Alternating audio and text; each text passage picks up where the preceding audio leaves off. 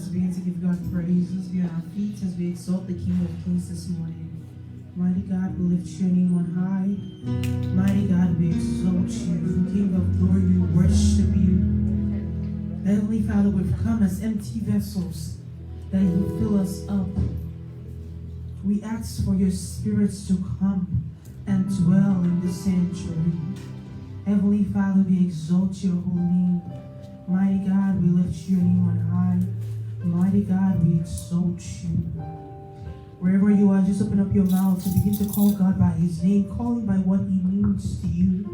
Heavenly Father, I just thank you because you are the pillar that holds my life. You are my protector. You are my sustainer. Heavenly Father, we worship you. We give you all the glory, all the honor, all the adoration. You are God, Elohim, ancient of days, reign. You are God, Elohim, ancient of days, reign, oh reign, for there is none like you, Lord, ancient of days, reign. Come on, say you are God. You are God, Elohim. You are the ancients of days. You are the times of days. One more time, say you are God. You are the King of Kings, the Lord of Lords. Ancients of days, I am that I am. Telling all of days.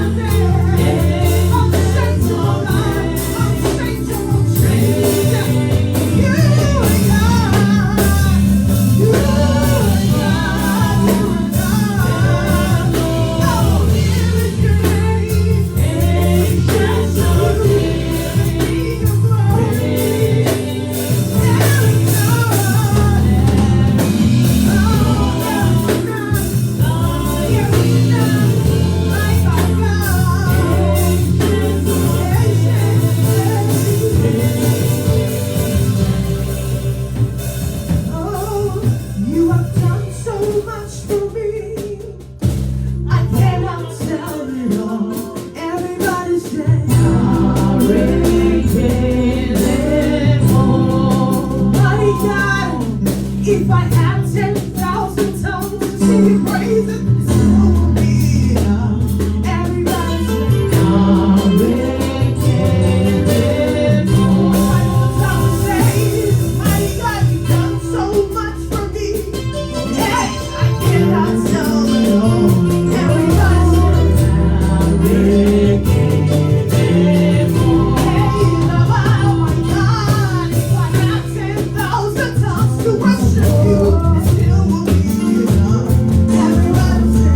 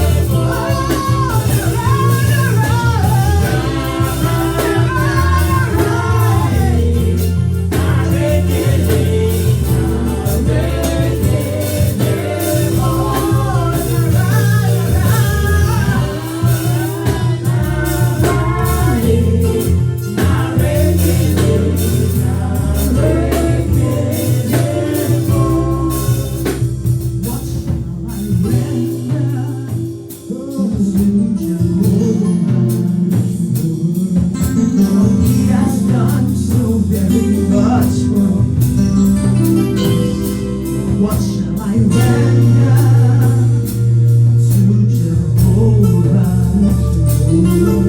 For he has done so very much for me. Heavenly Father, you have been so good. You have been so good. Heavenly Father, you have been good to us. Mighty God, we have come to return all the glory to you. We ask the mighty God that our sacrifice of praise, our sacrifice of worship, that it will not be in vain. Father, for every sin that would hinder our praises from reaching to your glory, mighty God, we ask for forgiveness. The Heavenly Father, as we have come, we will not go back the same way we have come. And even though you are home, that as you have come to the presence of God, you will not return from the presence of God the same way. Whatever it is that lays as a burden in your hearts, they are brought to the feet of Jesus. I pray that you will go back lightweight, that burden will be lifted in the name of Jesus. Thank you, Lord. Thank you, Ancient of Days. For in Jesus' precious name we worship you. For in Jesus' precious name we worship. Hallelujah. We're happy to be in the house of God. Come on, put those hands together. The King of Kings. Amen.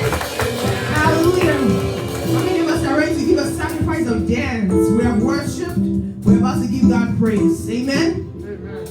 One thing we ask of you, one thing that we desire, and as we worship you, Lord, come and change our lives. One thing we ask of you, one thing that we desire,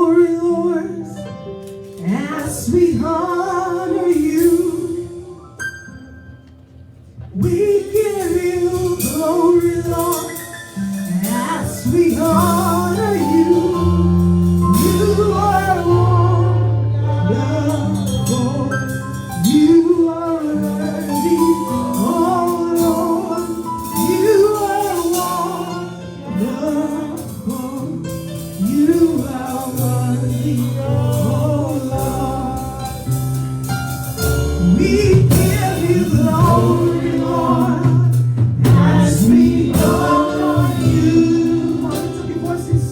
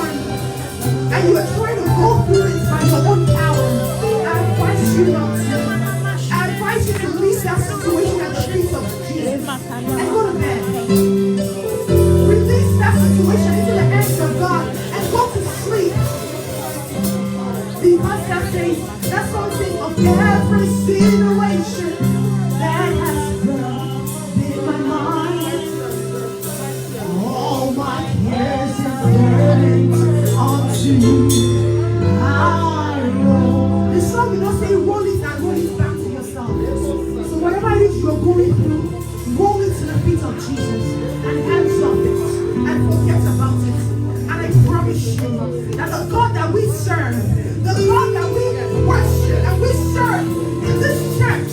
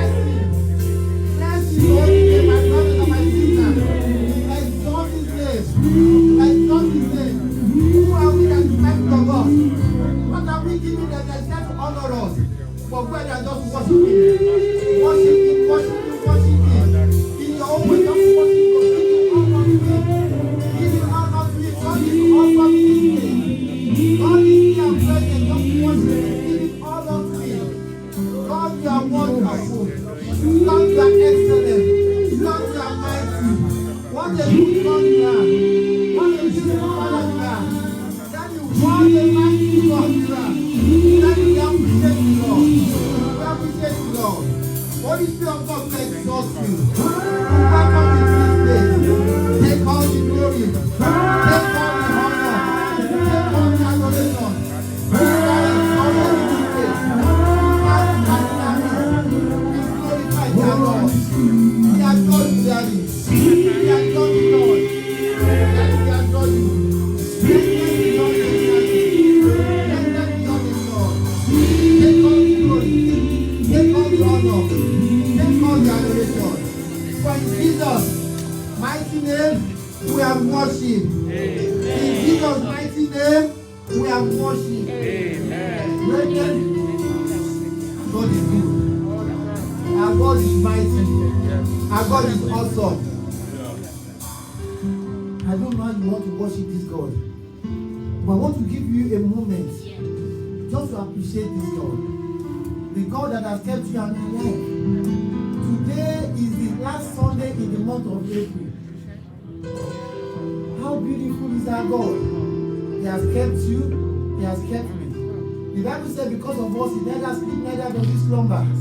Always at work and attention. Go ahead and just appreciate this God for another time in His presence, for the opportunity to glorify Him. Just go ahead and just give thanks to Him. Give thanks to Him, give thanks to Him. That we thank you, my Lord and my God. Thank you for being there all the time. Thank you for not turning aside. Thank you for not casting us away. Thank you for being there for us. Daddy, thank you for your faithfulness. Thank you for your long suffering. Thank you for your righteousness. Daddy, thank you, Lord. Thank you for being a promising God. Daddy, be thou exalted. Daddy, be thou magnified. Lord, be thou glorified. Everlasting Father, be thou lifted high. Daddy, be thou lifted high. Daddy, be thou lifted high. In the mighty name of Jesus. Daddy, be thou lifted high. In Jesus' mighty name, we have prayed. In Jesus' mighty name, we have prayed. Amen. And so, Daddy, we thank you. Almighty God, we exalt your name. I that I am, we say hallelujah to you, Lord. Awesome God, there is none like you. Daddy, there is none like you. The one that was of old, the one that is now, the one that shall be when nothing will stand upon another upon the earth. Daddy, we adore you, Lord. Take all the glory in this place. Take all the honor. Take all the adoration.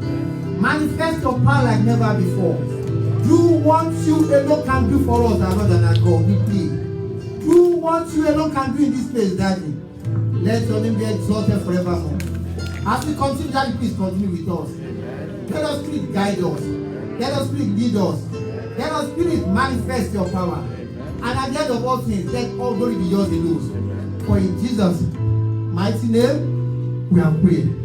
In Jesus' mighty name, we are praying. Let's be seated, people. Let's be seated, people. God is good. When you see the mighty move of God, you wonder, what can you give to Him that He will show up for you? There's nothing. There's nothing. He does what He wills. And we pray that His will be done in this place in the mighty name of Jesus. I want to appreciate all of you for last Sunday, especially the children. I want to say thank you. I pray that God Almighty will continue to strengthen you as you grow up even in His will in the mighty name of Jesus. Amen. You know, it was beautiful hearing our children speaking up. I want to thank their teacher too. It shows that when they are back there in their classes, they are not just playing. In their play, they are learning of the Lord God Almighty that we serve. Even when we adults were quiet, He said in the mouth of babes, His word was established. I pray that God Almighty will continue to increase you all in the mighty name of Jesus. Amen. You know, we had 2 questions last Sunday at the family and friends service. One of the questions says, why do Christians return to sin? Why do Christians return to sin? And then the second one, I'm talking about the two main questions now because, I remember we defined sin by our own understanding before we went through all this. The second question says, how do we, as Christians, stay away from sin? Do we remember those questions? Do we? Don't be quiet on me now. Okay, because if we do remember them, I'm hoping that we went back there and we process these questions in our mind. God helping us to answer them. Because that's what prayers will do. They will go back and then they will process the questions that they've had, and then they will try to answer those questions. I want to say that we all define sin, we define it very well. Our answers were good, they were apt. In fact, the discussion was good, except for the fact that we chose not to speak for whatever reason, except for the children and the teenagers. I hardly had answers from the adults. So this morning, God helping me, I'm going to give an answer to those questions from the pulpit. I'll try to give answers to those questions from the pulpit. So today, by God's grace, the title for our message is Inordinate Elevation. Inordinate Elevations. Proverbs chapter 3, if you read from 6 to 8. But before we get into that, I'll probably just want to answer the question number 1 as much as I can.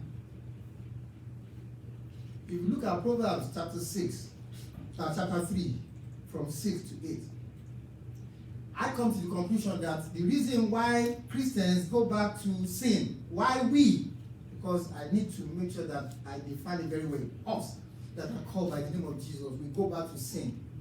My answer last week, Sunday, was that because we are human and Satan has not gone to rest, he's still doing the same thing that he does, tempting the people of God.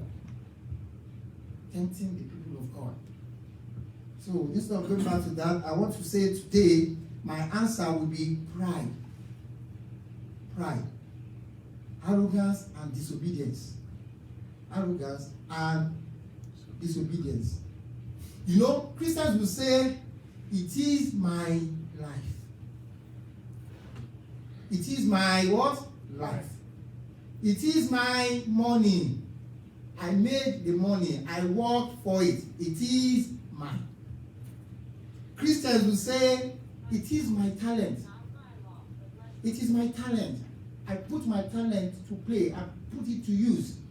It is mine. Some of us will go ahead and say that I'm too smart for all these things that you guys are doing. I'm smart. I know what is right. I know what is good. I know what to do. And remember, one of the answers that we gave for sin last week is he that knows to do good and does not do it. It is sin. So we go on and say all these things, which to some extent may be true. But the question is, how do we then glorify God with those things that are ours? Where does it glorify God? How does it glorify God?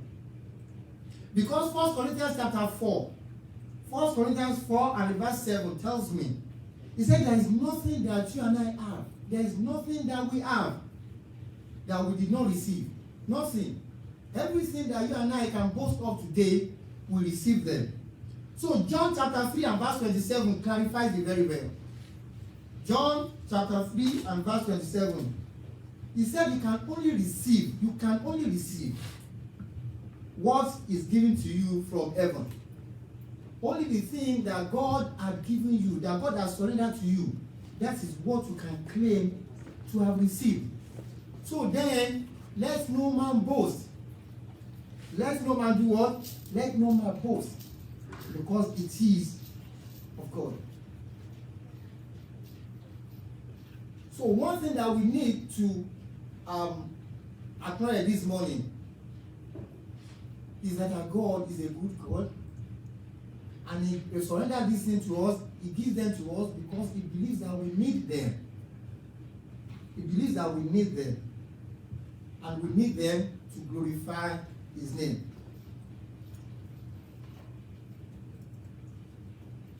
So trust me, if you need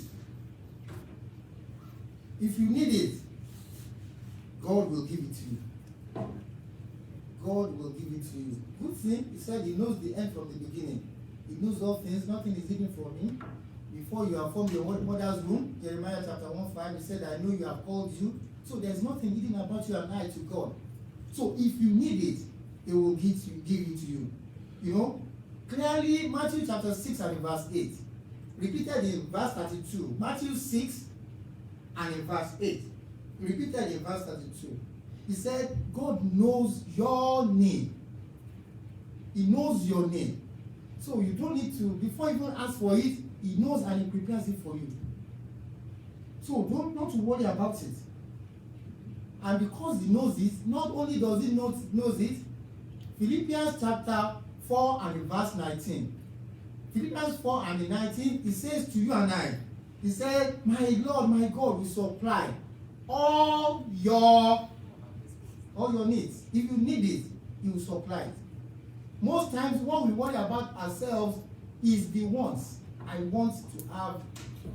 If God knows that you need a car, he will get you a car that will take you from point A to point B. God is awesome. It is man now that wants to define the kind of car that I need to ride, because people are looking at me and I need to show them I'm a Christian, so I must be driving this kind of car. It is our wants, not our needs. But I'm not going to digress too much, because Luke chapter 10 and verse 42. Remember that story about Mary. That story about Mary, he said, Mary had already taken that which is needful. Lay hold on what is needful, and none will be able to take it from you.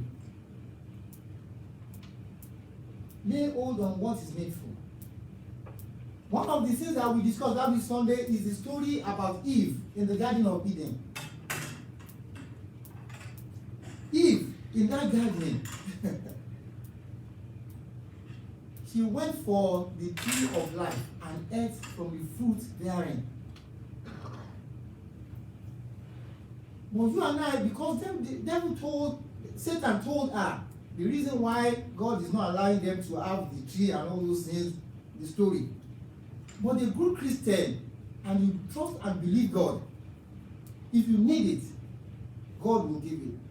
So they don't need the fruit from that tree. That's why God said, don't touch it.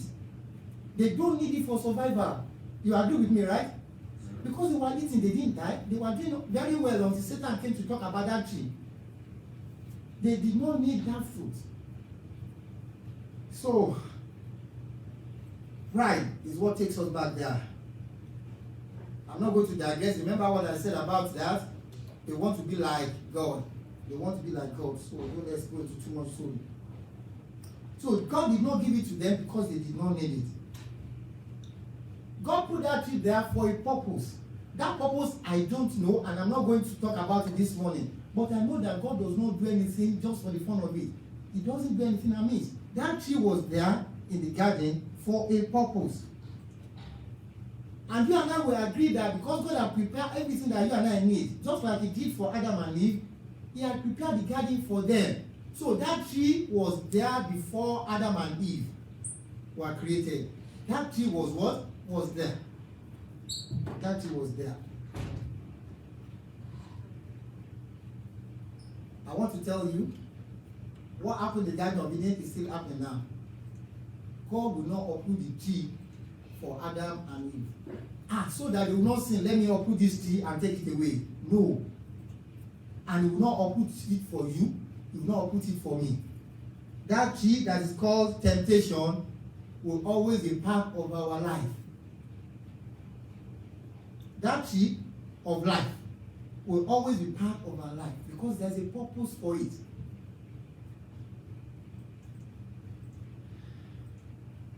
We need to deal with it. That is what we need to do as Christians, as children of God. We need to deal with it. And for us to deal with it, James chapter 4 and verse 6 encourages us. James 4 and verse 6. He said, God supplied the grace for you and I to look away from that tree. He gives us the grace to step away from that temptation. When it's not pride, it becomes so easy because God has supplied the grace for you to move away from it.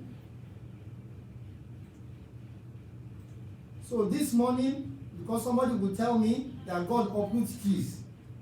Yes, Jesus Christ said it. Matthew chapter 15 and verse 13. But if you look at it very well, Matthew 15 and verse 13 says that trees that are not planted by God, trees that are not planted by God, they will be uprooted. But when they are planted by God, my dear, they are going to be there. You need to learn to deal with them. So as Christians, I want to encourage you, let pride not rule our lives. And if you have faith, if you believe God, according to Psalm 84 and verse 11, if you believe God, that God will not hold back anything that you need.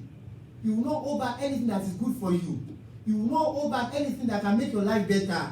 Then you can rest assured in our God. You can rest assured in our God. Then you can stay away from sin. You can stay away from sin.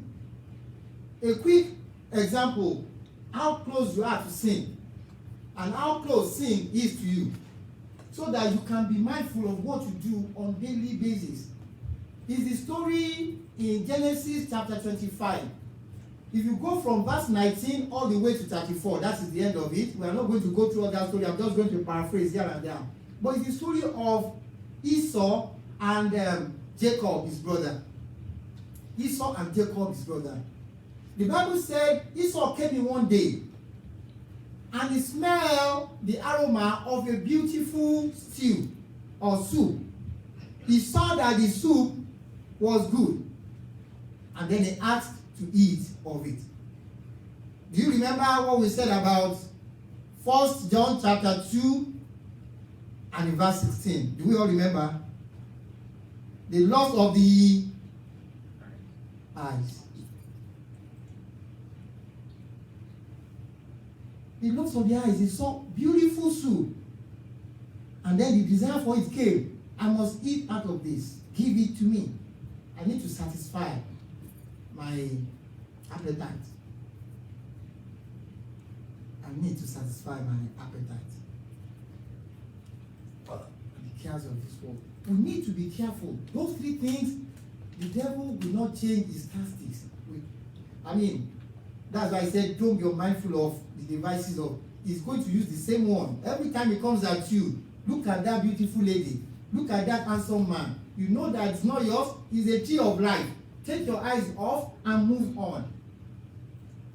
Right? That money on the table, you know it's not yours. Oh, it's a lot of money. It's creeps. Don't start giving definition to what is not yours. Step away. That's how we don't go back to sin. We go back to sin like Eve when you start rationing with devil. Oh, God said we cannot eat out of it. Oh, what is your business? Let's take our idea and our example from Jesus Christ. He came at Jesus. Jesus said that man shall not. It's said in the Bible. So once you deal with your Bible, it's so easy. With the help of God. Don't negotiate. Don't start rationing with him. You can never beat him. You can never. It's too smart. On your own, no. So let's do it. So each time it does happen, please remember 1 John chapter 2 and verse 16, number 1. And when you do, ask for the Spirit of God to help you. We discussed that too on Sunday. When we said that, how do you deal with temptation? How do you deal with Satan when it comes? Do you try to do it on your own? Do you just give it to him and do it anyway, knowing that when you come back, you can ask for forgiveness? Or you ask the Spirit of God to help you? We said it on Sunday, ask for forgiveness. God is merciful to forgive. He said when you come back. But when I check in the Bible, especially in this story of Adam, of Jacob and Esau. I said, no, it's not always like that. Because if you go to the book of Hebrews chapter 12, I think it's Hebrews 12, it says that there was a time that Esau started looking for his birthright and he could not get it anymore. That thing was gone and gone forever. So even if there was forgiveness, it was not about that birthright anymore. Our birthright is our salvation. Our birthright is what? Our salvation. The death of Jesus Christ on the cross of Calvary. So we cannot keep messing with it, hoping that we can always come back and pick it up. We can't. That was what happened to Esau there. You think your salvation is just anything? Doesn't matter. Just give me food stew. Let me eat. Let me eat. And then we'll be dealing with that someday. Someday. Both of them. One of the things that happened to us, they talk about microwave now. The life that we live now is microwave-able. It's drive-through. Instant gratification. I see it, I like it, let me have it. That was what happened there. And I hope that it's teaching us something. That's what happened there. I can't take my eyes off this woman. Every time I see her, somebody else's wife. I just like the way I see when I see this woman. Oh, I just love that car. When I see him drive it, I must buy one. Don't do it. That's why we run into trouble. You are allowed to settle. Nobody said you cannot see. Jesus Christ allowed that you see. He said, but when you linger, when you continue to look at that woman and say, then that's trouble. And that is what is happening here. Instant gratification. I must have it. I must have it. Somebody will say that Esau sinned. Yes, he did. But Jacob sinned as well. That's why I titled this message, Inordinate Elevation. There's something that God has promised us. Salvation is something that God promised us if you will confess Jesus Christ. And once you confess Him, He gives it to you. You have it, and then you just hold on to it. Make sure you live according to God. Elevation is what God has promised you and I. Upliftment, exaltation. He has promised us, and He will give it. That's why I went on to say that if God knows you need it, He will give it to you. And He will give it to you a measure that you can manage. Because He will not give it to you so that He will not destroy you. He gives it to you at a measure that you can manage. Now, having said all that, Esau came in, and instantly he wanted that food. God had promised before they were born, remember that, before they were born, He said the older will serve the younger. That means Esau that came out first, because they were twins, will serve the younger brother, which happened to be Jacob. That, it's a clear thing. It's just a matter of time. God has said it, it will happen. But this man cannot wait for God. He had to go ahead to be elevated to that position that God wanted to give him. He had to manipulate his brother. He had to do something that is wrong. That promotion God had promised you, you don't need to go and backbite on the other person. You don't need to go and mess the other person up. You don't need to go and gossip. You don't need to go and make them look bad.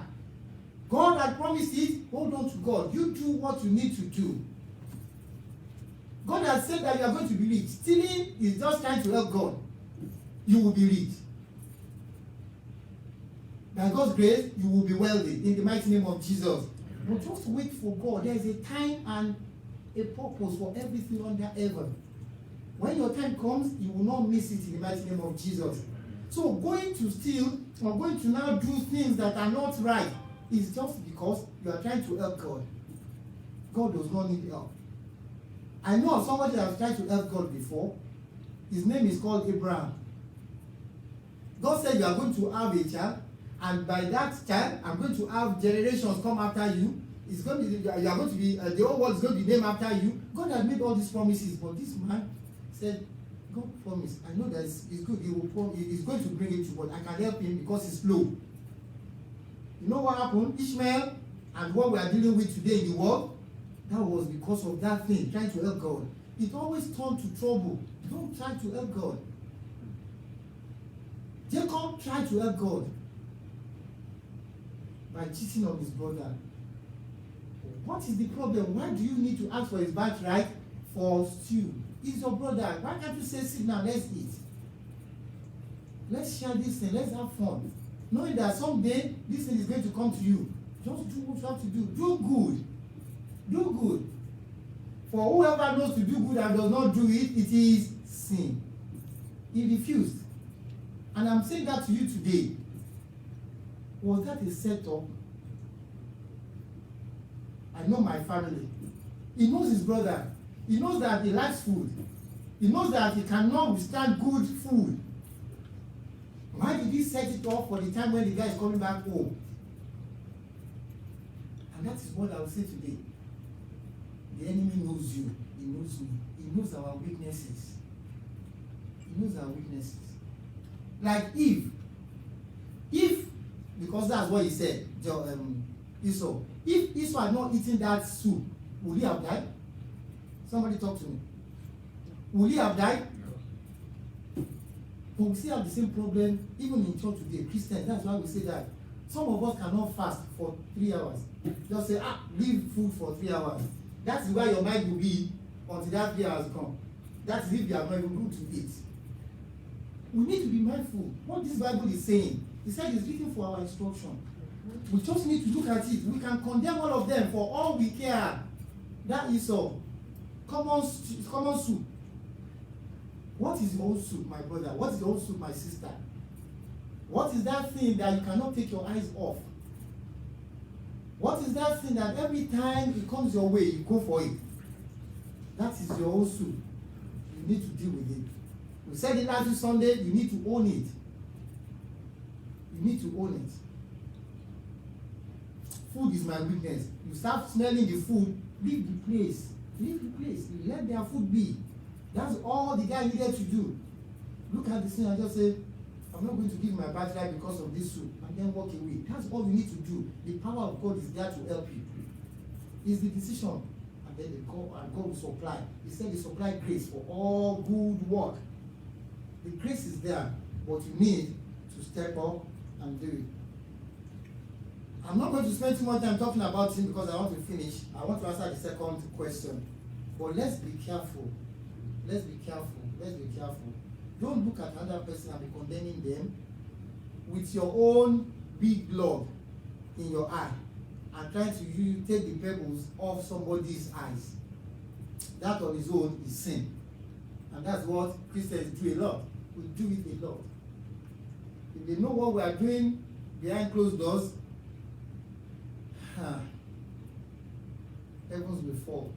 Yet we see a sister, a brother that has just gotten cheap by one small stone and fell down. And that becomes the old story all over the world. What sister X did and what brother Y did. May God help us. Most of us, because we are not disciplined as Christians, that's a big problem. Because we are not disciplined. If we are disciplined as Christians, then it's so easy. It's so easy. And when I say it's so easy, don't go and stand there and say, the pastor says it's so easy, but this does not look easy. You need to apply yourself. And then the grace will follow. The Bible says it. Discipline, discipline. If you look at what the Bible says, again, in Genesis 25:34, you know, you cannot despise that salvation that God gave you. In discipline. You don't despise your salvation. He said that after Esau despised, he looked at what is common birthright. Just give me food and let me eat. You cannot. You cannot. How many of us despise our salvation? God will be alright. It's like a joke, but God will be alright. God understands. God knows. God knows.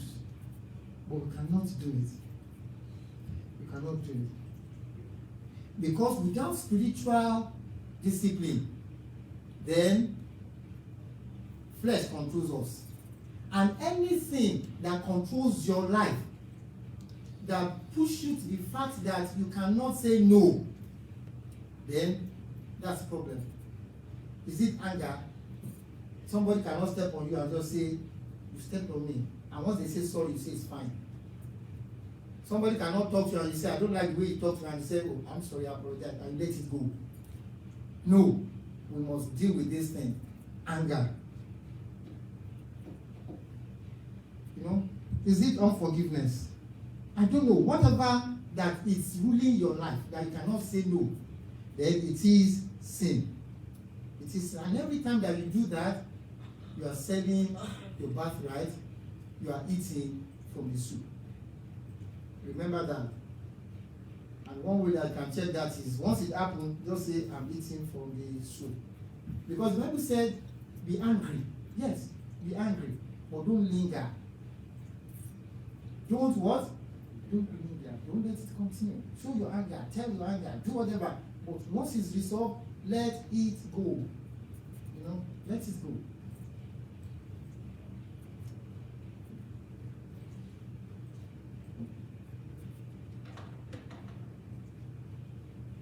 Jacob had been waiting for that day. It wasn't, well, that's me. It wasn't an accident that thing happened. He's been waiting. Because, you know, he's been playing second fiddle to Isaac. That means everything that is going to be done, Isaac will recognize Esau first as the firstborn. This guy has been eyeing it and be saying, you know, more so, something inside of him will be saying, this thing is mine. God had promised it. You know, and he's been eyeing and been waiting. And then when the opportunity came, he struck. Give me soup. And then he asked for it. That's the same way. I want to tell you, your friends know your weaknesses too. Your friends know your weaknesses. They can easily tell. If you think you have done something in secret with your friend, don't think it's covered up. Because they know the day they are going to put it out against you, you'll be surprised. But again, be mindful, a friend will not do that. That is, like a brother will not do what Jacob did. But yeah, when Satan decides to come inside of them. So I'm talking about you not allowing other things to control you. Other things to control you. What is your own soul? Sex was David's own problem. Remember that story, right? Saw a naked woman, can't take his eyes off. Kept thinking about it. I can't sleep, I can't do whatever, go call her for me. And you know what happened from there? The same thing with his son, Ammon, and his sister. This one, brother and sister, although half brother and half sister, Tamar. And the moment, Bible said, the moment that he had sex with her, that was it. Everything changed. The enemy will dangle it in front of you. You eat the soup. Once you eat the soup, the story is gone. He doesn't care about what happens to you after that. So we need to be mindful as Christians. He's not changing his tactics. He's using the same one. You might have a moment of letting down your guard, but the moment you realize it, please, quickly stop it. Quickly stop it. That happens a lot of times when we consider material things and physical things more than spiritual things. We set our minds on what is on this world, things that will perish, things that will not go with us to heaven. One of the things that will not go to us to heaven is dollars. So I care how much business you do on this side of eternity, how much work you do, your dollars are not going to go with you. They are not recognized in heaven. They have no value. They have no value. All your certificates, when you get to heaven, you can put them in your portfolio, carry them with you. Unfortunately, you can't even carry them. They have no value when you get to heaven. So make sure the needful goes with you when you are going. Because we want or not, we are going to go. And when we go, those things that what will work for us. the needful, not all those things that are ugly. He says, set your heart on things that are in heaven and not on earth. Things here will perish ultimately.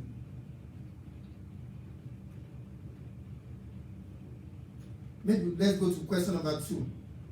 So I'll run before that. He said, how do we stay away from sin? That's question number 2 that I talked about, right?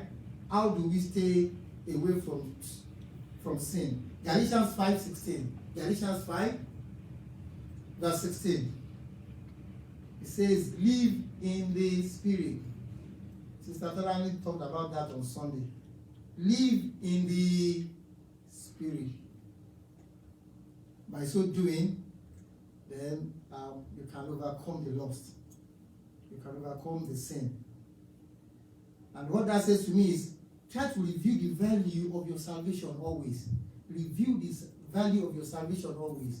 By so doing, you appreciate it. Makes sense to you. On Friday, when we had that service of song here, one of the questions I was going to ask, but I didn't want to because of my time, is the fact that what is the value of your life? Because it's what you have that you can pass on. And if it has no value to you, like it does not have to Esau, then you can give it out at any time T. But remember that when you give it out, you are not giving something that is yours out, you are giving something that is of God out. And generations behind you are going to miss out of it. Because that birthright started from Abraham and was passed on to Isaac. And it was supposed to be passed on to the next person. Which, well, God had made up his mind that it was going to be Jacob. But Esau does not have the right to throw it away by himself. He does not value it. He did not in any way. So when you don't value it, you give it out. What are we going to pass on to our children? What was it that Esau had to pass on? What was it that he had to pass on? Because he already gave it out for a bowl of stew. So we need to be careful. It's not just us. We have people that are coming behind us. We need to save this thing for them. The value to Isaac, to Abraham, remember, Ishmael was one of the values to him. Hagar was one of the values to him. Waiting was one of the values to him. So he appreciated what God had given him. To Isaac, sacrifice was one of the values to him. Remember, he was almost slaughtered as a sacrifice. Do you remember that? So that was a value. He appreciated this thing that it would have cost me my life. Waiting in Gerar, planting every year, sowing and sowing and sowing and nothing showing up until the day that God said, okay, you are going to make it. And when you are going to make it, it was 100-fold. He appreciated what he had in his hand. But Esau, what has he done? Nothing. So some of our children cannot appreciate this thing if we don't pass it on to them, let them know. They will not. I can't blame them. It's going to be on us. It's going to be on us. And my prayer is that God will not require it from us in judgment in the mighty name of Jesus. So we have that responsibility to them. We are going to pass something down to our children by God's grace. And it is something that of value. So James chapter 4 and verse 7. Again, I think Sister Solami mentioned that on Sunday. James chapter 4 verse 7. It says, resist the devil. Resist the devil. Jesus' example. Become from me. Become from me. Just resist him. Keep him at arm's length. What that is saying is, say no to the devil. And then stand your ground. You don't have the power to stand against the devil by yourself. But the moment you say no, the Spirit of God said, now we are in battle. He's saying no, she's saying no, so we must make sure that we fight this. And then he fights the devil for you. It's not about you. Say no and stand your ground. And the only way you can do it, like I said, before he says resist the devil, he says something in verse 7, right? We all see it, right? And what did he say? He said, submit to God. Submit to God. That's the only way you can resist the devil. If you don't submit to him, and how do you submit to God? How do you submit to God? Proverbs chapter 3.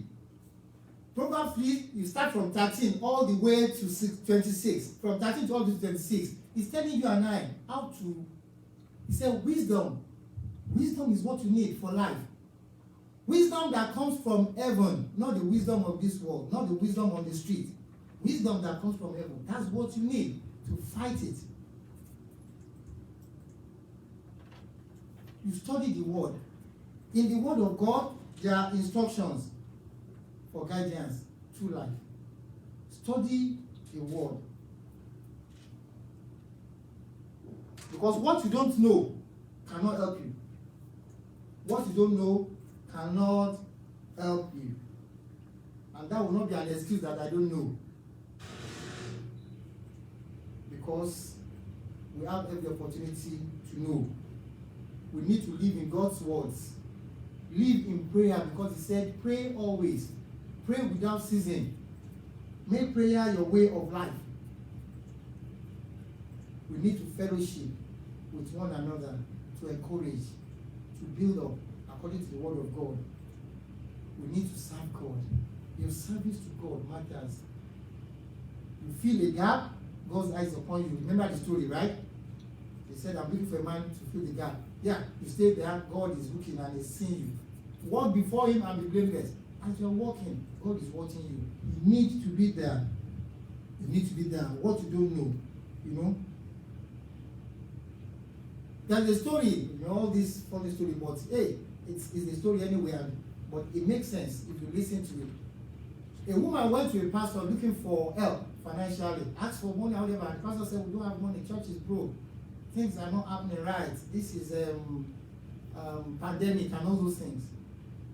He said, but wait, I will see what I can do. Went into his office, came back with the Bible, and gave the Bible to the sister, said, yeah, go, read the word of God. You can find life in there, will encourage you, will build you up.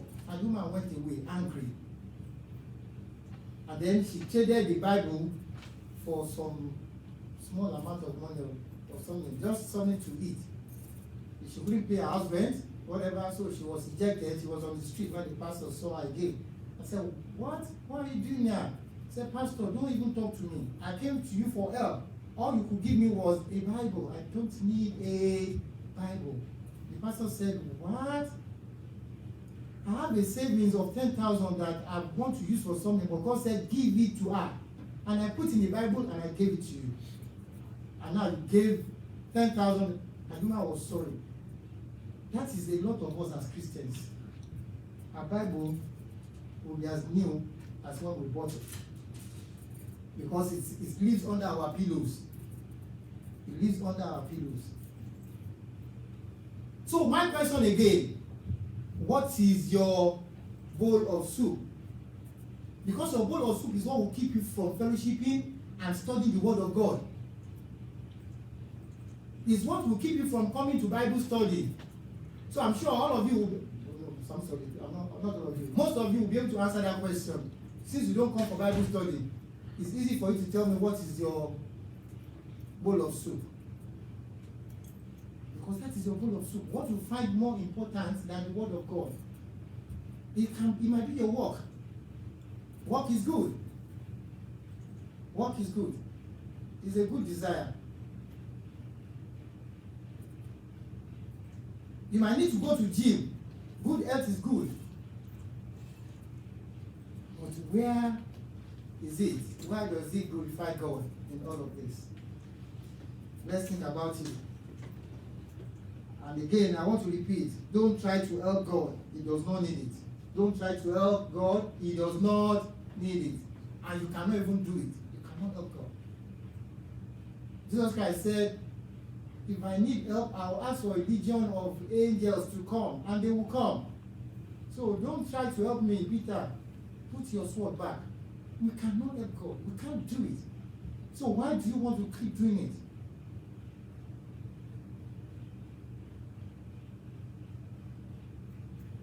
So I don't know who is that person that is here this morning. God has sent you to hear this word, that you can't help him. Just need to surrender yourself unto him. But you have been doing contrary to that up to this time. I want to encourage you as we close. Please surrender yourself. Surrender yourself to who? To God. Let the will of God consume you. Do what God wants. Do what God likes. Surrender yourself to Him. So if you bow your head, you have the opportunity again. God is a good and a merciful God. He has brought you so you can hear this today. So if you bow your head and you talk to this God, just ask God that God, up till this time, I've not surrendered myself totally to you. I've done things occasionally my own way because I'm smarter than you think. I've done things at times contrary because I couldn't help myself. I've done things because Satan has pushed me to do it. Ask God for help and say, Daddy, I'm sorry. If you only will forgive me. I'm sorry. Please forgive me. Ask God. Ask God. Because all you and I need is mercy of God. All we need is forgiveness from our iniquities, from our sins, from our shortcomings, errors, mistakes, whatever you name it. But ask God.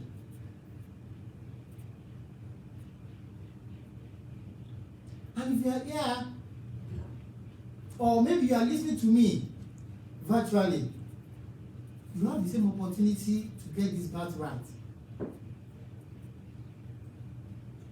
Jesus Christ said, none will come to me that I will forsake. If you just bow your head too and ask God, and God, please forgive me. Up till now, I've not even acknowledged you as God and Master. I've not even given any thought to what to say or what you want me to do. But now I can see my folly. I see that I've been eating the bowl of stew every time. Now I'm here. Please help me. Forgive me. Forgive me. And make me one of your own. Make me one of your own. If you pray that prayer sincerely, I want to pray with you. And I want to ask God, the Almighty God that has promised and failed not. He said, none will come to me that I will by any means cast away. That please accept these ones in the mighty name of Jesus. Amen. Forgive everyone, my Lord and my God, that has surrendered themselves anew even unto you this morning. The Bible says you supply grace for all good work. That is, please, the grace, Lord, to be obedient. The grace, my Lord and my God, to be humble. The grace, my Lord and my God, Lord, to serve you faithfully. That is give unto us in the mighty name of Jesus. Amen. And that I pray that every word that was spoken even this morning, let none of it be required against us in judgment in the mighty name of Jesus. Amen. Thank you, Ancient of Days, for in Jesus' mighty name we have prayed. Amen. And amen. Amen. And amen. Amen. Praise the Lord. Hallelujah. Praise the Lord. Hallelujah. You know, quickly, if you are online and you are hearing us this morning, I want to ask you, now we do in person too. So if you are close by us, you can attend church with us. Otherwise, I will encourage you, because you can't live by what we hear on the screen on TV alone. Christianity is in participation, what you do for God. So I want to encourage you, please find a Bible-believing church and be a part of it. And God will accept you in the name of Jesus. It is offering time. It is blessing time. Proverbs chapter 3 again. A lot of Proverbs chapter 3. But this time, from verse 9 to verse 10. Verse 9 to verse 10. Proverbs chapter 3. And it says, honor the Lord with what? With thy substance. Another version of the Bible says, honor the Lord with your wealth. It's my money. I work for it. Yes. He's saying that. That's why he said your. But remember again, we said that there's nothing that you have that's not been given to you from heaven. So you have the opportunity to honor the Lord with your substance. And the first fruit. The first fruit will be what? Your tithe. Thank you. Your tithe. So Bible instruction, not me, and that's the way we can run away from sin, by obeying, by following, by doing what the Bible says. So I'm going to ask the choir to wait on us, and quickly we are going to collect our offering. For those of you that are watching me virtually, you can join us too. You can join us. And how you can do it is by visiting our website, rccgmartin.org, rccgmartin.org. Click on the button there that says online giving. And once you get in there, all manner of giving types you will find. You can give by text. You can mail your check to church.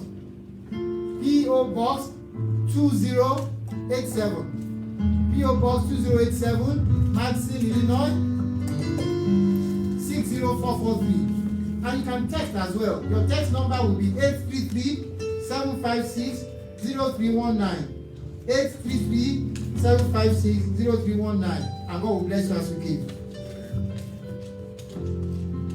I have a Father, He has never ever failed me. I have a Father, He will never ever fail me. Jesus is my Father, He will never ever fail me. Rock of faith, He will never ever fail. I have a Father, He will never ever fail me. I have a Father, He will never ever fail me. Jesus is my Father, He will never ever fail me. Rock of faith, He will never ever. Jehovah, you are so good. You are so good. Yes, you are. You are good. You are so good. Jehovah, you are so good. You are so good. Oh yes, you are. You are so good. Jehovah, you are so good. You are so good. Oh yes, you are. You are so good. Jehovah, you are so good. You are so good. Oh yes, you are. Awesome God, mighty God, you are the awesome God. You are the mighty God. You are the awesome God. You are the mighty God. We give you praise. Awesome God. We give you praise. Mighty God, mighty God. You are highly lifted up. Awesome God. You are highly lifted up. Mighty God. You are the awesome God. Awesome God. You are the mighty God.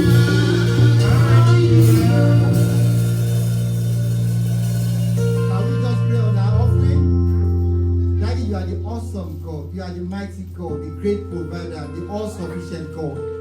Daddy, thank you for the so much that you are giving unto us. Out of that, we have brought this little. Patient of this, please accept our offering, Lord. Daddy, please accept us. In the day of trouble, let our offering speak for us in the mighty name of Jesus. And Daddy, according to your promise, as we have given this morning, Daddy, let men give so much, even back to our bosom in the mighty name of Jesus. Thank you because lack will be far away from us. Poverty will not be named in our camps in the mighty name of Jesus.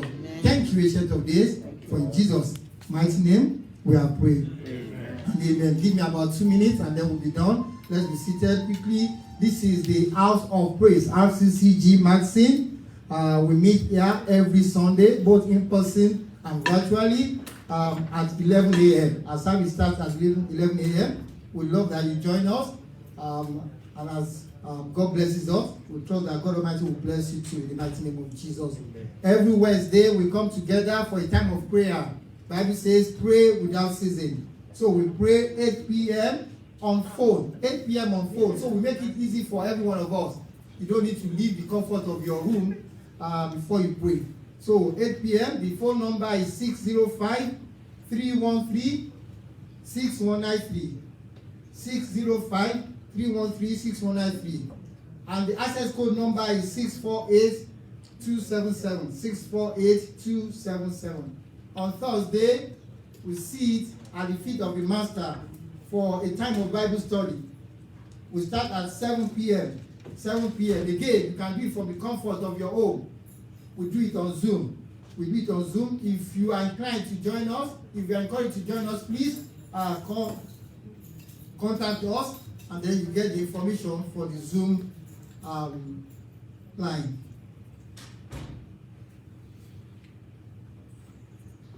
I want to thank every one of you for Friday. That was beautiful. You know,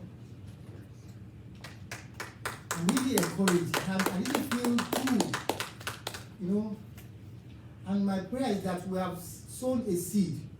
By God's grace, it will germinate and bring back to us multiple fruits in the mighty name of Jesus. Amen. That was an investment. You know, that was an investment. And I pray that God Almighty, when those investments will start germinating, you will not be found wanting in the mighty name of Jesus. Thank you very much. I appreciate you. You have not honored me. You have not honored the Bible days. You have honored God Almighty. And that God will reward you mightily in Jesus' name. Amen. Then I want to plead with you from last Sunday. We need to encourage the family and friends team. We need to encourage them, you know. If we are just going to be sitting back and just watch them do drama skit and not participate when they want us to do, it will not be too good. Please, you know.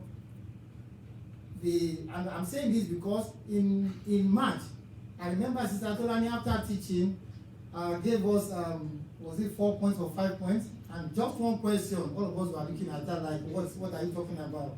That was not encouraging, you know. And then the last one, we had discussion amongst ourselves.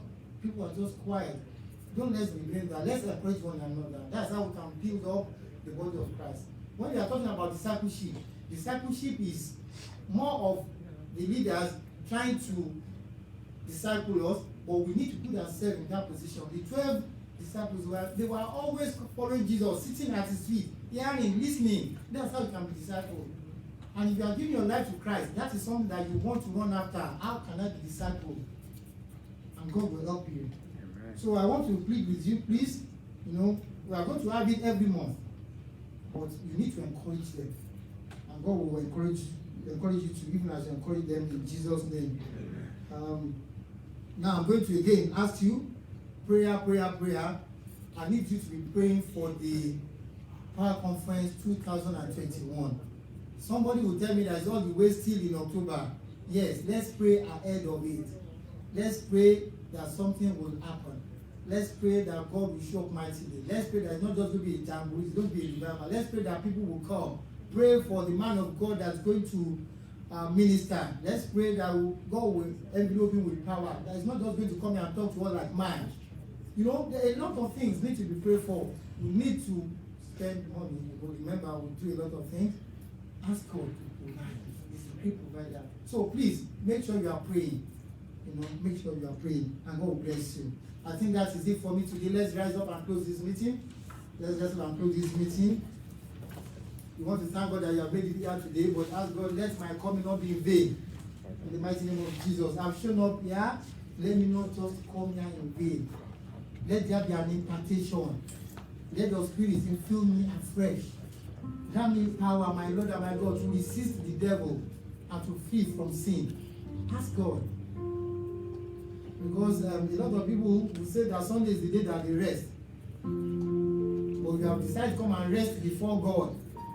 Pray that God will grant me true rest in the mighty name of Jesus. And so that we thank you. We bless and we exalt your name, Lord. You have done so much, there is still room for more. Ancient of days, we pray, Lord.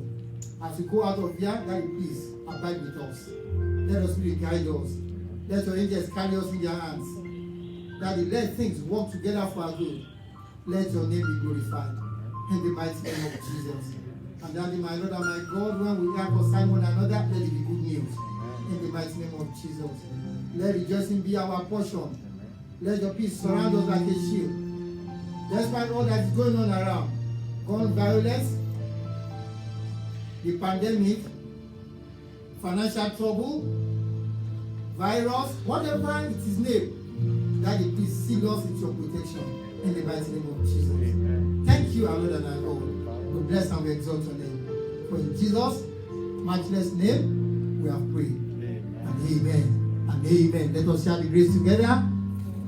May the grace of our Lord Jesus Christ, the love of God, and the sweet fellowship of the Holy Spirit be with us now and forevermore. Amen. Surely, God's goodness and mercy shall follow us all the days of our lives, and we shall dwell in the house of the Lord forever and ever. Amen. And the people of God said, Amen. And God bless you all.